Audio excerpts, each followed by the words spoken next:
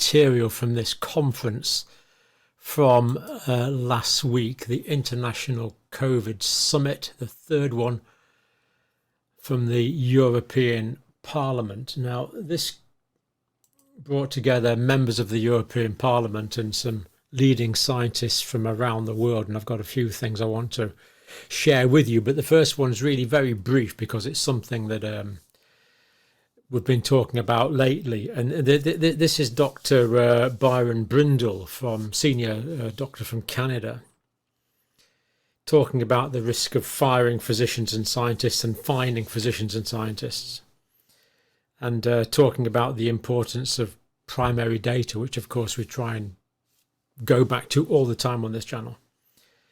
Who defines truth? What is truth? Let's just listen to that clip now.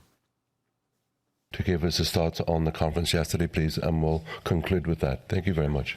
Yeah, thank you very much. Yeah, my name is Dr. Byron Bridle. I'm a viral immunologist at a university in Canada.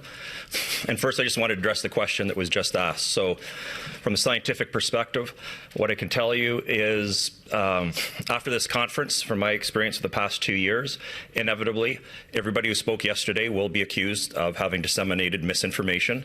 I want to point out that what I saw yesterday was an awful lot of primary data presented.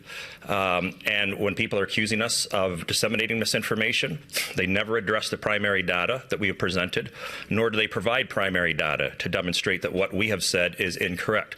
So in terms of the future, when it comes to science, misinformation is something that we have to be very concerned about. And this, we need the press to help scientists around the world and physicians around the world in this area, because if you aren't aware, there's talks in pretty much every country around the world about the potential to criminalize misinformation, fine scientists and physicians, fire scientists and physicians if they provide misinformation. This has to be of concern to the media, because you have to start asking yourselves, if that's the case, who are going to be the arbiters of truth if it's not going to be scientists who provide primary data? So that's a key thing you have to watch out for. The other thing is if you are not aware, the mRNA vaccines that were rolled out over the past couple of years, that's just the tip of the iceberg. The same companies are developing mRNA vaccines for other diseases, and you might not be aware there is an enormous number of mRNA vaccines being developed for veterinary use. And that in of itself is also a potential concern to human health. So for example, we know that the mRNA vaccines can get into human breast milk. And therefore we have infants who are consuming undefined doses of these mRNA vaccines. These were never approved for that route of administration, nor to be administered to infants.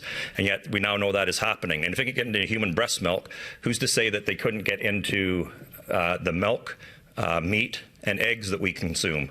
So I'm telling you, based on what I saw yesterday, there needs to be an immediate moratorium on mRNA vaccine technology until the very many legitimate scientific questions that have come up about this technology over the last 2 years can be definitively answered. And I'd just like to end with this. The thing I most appreciated about my experience yesterday was the fact that these MEPs here, these are heroes to me, and you should not only be proud of them here in Europe, but these are political leaders around the world, I can tell you.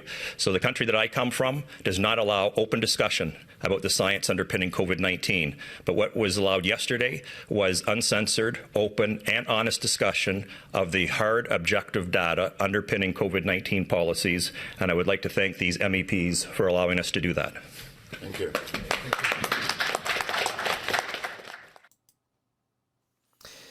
Well, I think that really speaks for itself. If people are controlling truth, then really it's if we don't have science, if we can't talk about science, if we can't openly debate science, as is not possible at the moment in Canada, then where are we? Who is the arbiter of truth? Does it become political opinion? It really is quite frightening. It was expected that Newspeak would finally supersede Old Speak, or Standard English, as we should call it, by about the year 2050. That's from a book called 1984. Will Old Speak be completely replaced by 2050? Well, the way we're going, it could be quite a lot before that. Let's take this warning seriously. Now, more detail on that. I'm just working on a summary press conference at the moment, so more to come, and I'm going to share what I can with you on this. And it's just a disgrace that mainstream media has not picked this up.